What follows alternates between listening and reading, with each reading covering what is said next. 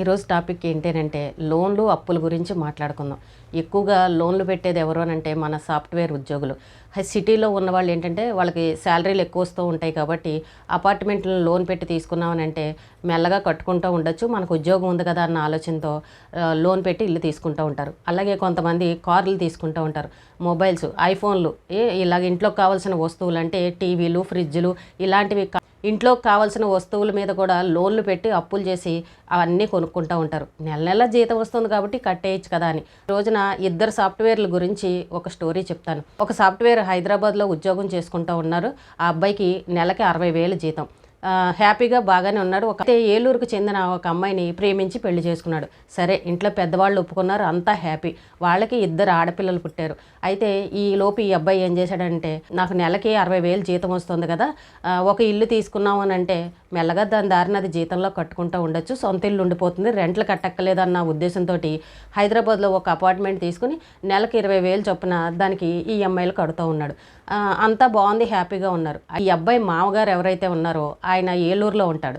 అక్కడ ఏదో చవగ్గాను ఒక అపార్ట్మెంట్ ఏదో కనబడింది ఆయనకి, తక్కువ రేట్లో వస్తుందని చెప్పేసి అల్లుడికి ఫోన్ చేసి, తక్కువ రేట్లో వస్తుంది, నీకు 2 ఆడపిల్లలు ఉన్నారు కదా, రేపు భవిష్యత్తులో బాగుంటుంది, మెల్లగా కట్టుకుంటూ ఉంది కానీ సొంత ఇల్లు ఉండిపోతుంది, ఇద్దరికి చెరో ఇల్లు ఇవ్వచ్చని అల్లుడికి ఉసిగొల్పాడో ఇంకోటి చెప్పాడో, లేకపోతే కూతురు మీద ప్రేమతోటి అల్లుడు దూబరాగా ఏమన్నా ఖర్చు పెడతాడు, ఇలా అప్పు చూపించామనంటే జీవితకాలం అప్పు కట్టుకుంటూ ఉంటాడు, సొంత ఇల్లు ఆస్తి ఉండిపోతుందన్న ఆలోచనతోనూ మొత్తానికి ఈ అల్లుడికి చెప్పాడు, నువ్వు ముందు అపార్ట్మెంట్ తీసుకొని. సరే, మామగారు చెప్పిన తర్వాత మళ్ళీ కాదు అని అంటే బాగోదు కదా అనుకున్నాడో, లేకపోతే ఆయన చెప్పింది కూడా కరెక్టే, భవిష్యత్తులో ఇల్లు ఉండిపోతుంది, అప్పు మెల్లగా కట్టుకుందామన్న మొత్తానికి ఏలూరులో కూడా అపార్ట్మెంట్ తీసేసుకున్నాడు. ఇక్కడ హైదరాబాద్లో అపార్ట్మెంట్కి 20,000 లోన్ కట్టాలి, అక్కడ ఏలూరులో ఉన్న అపార్ట్మెంట్కి కూడా 20,000 లోన్ కట్టాలి. పోనీ అది రెంట్కి ఇస్తే రెంట్ ఏమన్నా వస్తుందా అని అంటే అంత పెద్దగా రెంట్లు వచ్చే ఏరియా మాత్రం అది కాదు. వచ్చే జీతం ఎంత? 60,000 జీతం. 60,000 జీతంలో 40,000 రూపాయలు అప్పులకు పోతే మిగిలిన 20,000 తోటి వాళ్ళ సంసారం ఎలా గడుస్తుంది చెప్పండి? 2 పిల్లలు, స్కూల్ ఫీజులు కట్టుకోవాలి, బట్టలు కొనుక్కోవాలి, ఇంట్లో తినాలి, ఇంటి రెంట్ అంటే లేదు, ఇంకా ఎన్ని ఉంటాయి, రోజు తిరగడానికి, పెట్రోల్కి, వీటికి వాటికి ఎన్ని ఉంటాయి చెప్పండి? చూడండి ఎంత భారం అయిపోయింది. కొన్నప్పుడేమో మంచి ఆనందంగా హుషారుగా ఇల్లును కొనేశాడు, కానీ కట్టే సమయానికి వచ్చేసరికి అప్పు మీద పడిపోయి మనశ్శాంతి లేని జీవితాన్ని గడిపే పరిస్థితి వచ్చింది. చూడండి, మన స్థాయికి మించి ఎప్పుడు కూడా అప్పులు చేయకూడదు. పైగా ఇప్పుడున్న పరిస్థితుల్లో ఈ ఉద్యోగాలు గ్యారంటీగా ఉంటాయో లేవో తెలియని పరిస్థితి, ఎప్పుడు పీకేస్తారో తెలియదు, ఎప్పుడు పరిస్థితులు ఎలా ఉంటాయో అర్థం కాదు. ఒకవేళ ఈ ఉద్యోగం పైన ఇంకో ఉద్యోగం వెంటనే దొరుకుతుందా అంటే అది దొరకదు. ఈ నెల వచ్చేసరికి ఈ అప్పుల వాళ్ళు ఊరుకుంటారా? బ్యాంకుల వాళ్ళు అస్సలు ఊరుకోరు. చూడండి ఎంత మనశ్శాంతి లేని జీవితాలను గడుపుతారు ఈ అప్పులు చేయడం వల్ల. అయితే ఈ అబ్బాయి ఇంకా టెన్షన్ ఎక్కువైపోయి భరించలేక మొత్తానికి ఆ అబ్బాయి బలవంతంగా చనిపోయాడు. ఒక పక్కన 2 ఆడపిల్లలు, చిన్నపిల్లలు, భార్య ఇంట్లోనే ఖాళీగా ఉంటుంది. చూస్తే 2 ఇల్లులు, అప్పులు. ఏంటి పరిస్థితి? ఇప్పుడు ఆ మామగారు కడతాడా వచ్చే అప్పుని? అసలు ఆ అబ్బాయికి 1,00,000 రూపాయలు జీతం ఉంటే అప్పుడు 2 ఇల్లులు తీసుకుని 40,000 అప్పులు కట్టినా మిగిలిన డబ్బులతోటి సంసారం గడిచేది. కానీ అతనికి వచ్చే జీతమే 60,000. 60,000లో ఎంత అప్పులు, 2 అప్పులు పెట్టుకుంటే అసలు పరిస్థితి ఎలా ఉంటుంది చెప్పండి? కొంచెమైనా ఆలోచన ఉండాలి కదా. మరి ఆ వెనకాలన్న పెద్దవాళ్ళకైనా కొంచెమైనా బుద్ధి ఉండాలా? ఎందుకు ఒక ఇల్లు కడుతున్నాడు కదా చాలే, అదే ఒక 20 ఏళ్ళు పడుతుంది, ఇంకో ఇల్లుని మీదేసామని అంటే ఎలాగన్న ఆలోచన ఈ చెప్పి సలహాలు ఇచ్చే వాళ్ళకైనా ఉండాలి కదా. మొత్తం అప్పుల భారం తెచ్చేసి అతని మీద వేస్తే పరిస్థితి ఏంటి? ఇప్పుడు ఆ భార్య పిల్లలు ఏమైపోవాలి చెప్పండి? అతను బలవంతంగా చనిపోయాడు ఈ టెన్షన్ భరించలేక, అప్పులు భరించలేక. ఆలోచన లేని పనులు చేస్తూ ఉంటారు ఈ సాఫ్ట్వేర్ ఉద్యోగులు. చాలామంది చేసే తప్పులు ఇవే.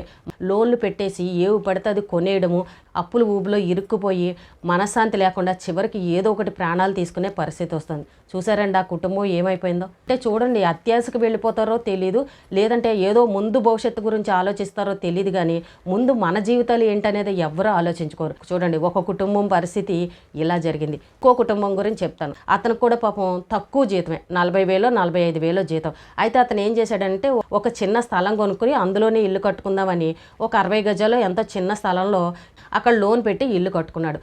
దానికి నెల వచ్చేసరికి 20,000 కట్టాలి. సరే, హ్యాపీగా ఉంది కుటుంబం. వాళ్ళకి ఒక్కడే అబ్బాయి, చక్కగా హ్యాపీగా ఉన్నారు. సడన్గా అబ్బాయికి మధ్యలో బైక్ యాక్సిడెంట్ జరిగింది, ఉద్యోగానికి వెళ్ళడానికి లేదు. సరే, ఇంట్లో కూర్చొని చేద్దామనంటే అయితే ఆ అబ్బాయి సాఫ్ట్వేర్ ఉద్యోగం కాదు, ఒక కంపెనీలో పనిచేస్తున్నాడు, అక్కడ నిలబడి చేసే ఉద్యోగం. మరి ఇప్పుడు ఈ కాలు పంచర్ అయిన తర్వాత నిలబడి ఉద్యోగం చేయగలడా చెప్పండి? ఈ కాలు తగ్గడానికి కూడా చాలా సమయం పట్టింది. అక్కడ ఆ వర్క్ చేయగలడా? మరి ఇప్పుడు ఈఎంఐలు ఎవరు కట్టాలి? అప్పు మాత్రం తీసుకుని చక్కగా ఇల్లు కట్టేశాడు, ఇంట్లో హ్యాపీగా ఉన్నాడు. ఇప్పుడు సడన్గా యాక్సిడెంట్ అయ్యేసరికి ఇప్పుడు ఆ అప్పు కట్టలేని పరిస్థితి. ఒకవేళ కంపెనీ వాళ్ళు సగం జీతం ఇచ్చినా కూడా అతను తినడానికే సరిపోతుంది, కానీ ఈఎంఐలు కట్టేంత పరిస్థితి ఉంటుందో చెప్పండి? అతను చాలా రోజులు బెడ్ రెస్ట్లో ఉన్నాడు. చూడండి పరిస్థితి ఏ రకంగా మారిపోయిందో చూసారా? మనం ఏదో ఊహించుకుని అప్పులు చేసి కొనేస్తాం. అనుకోని సంఘటనలు ఏదైనా జరిగిందనంటే అది ఎంత భారం అయిపోతుంది చెప్పండి? భార్య చూస్తే ఇంట్లోనే ఉంటుంది, ఏ ఉద్యోగం చేయదు. మరి ఈ అప్పులు ఎవరు కట్టాలి? చూసారా, అతను చాలా కాలం బెడ్ రెస్ట్లో ఉన్నాడు, బండి నడపలేదు, ఒక 10 నిమిషాలు నిలబడలేని పరిస్థితి. ఆఖరికి 1 సంవత్సరం దాటిన తర్వాత ఆ కంపెనీలో నేను నిలబడే ఉద్యోగం కాకుండా వేరే కూర్చుని చేసే ఉద్యోగం మాట్లాడుకొని ఆ కంపెనీ వాళ్ళతోటి అక్కడ మళ్ళీ ఉద్యోగానికి వెళ్ళాడు. వాళ్ళు మంచివాళ్ళు కాబట్టి ఆ అబ్బాయికి వేరే పని ఇచ్చారు. మామూలుగా అయితే ఎవరు ఇవ్వరు కదా.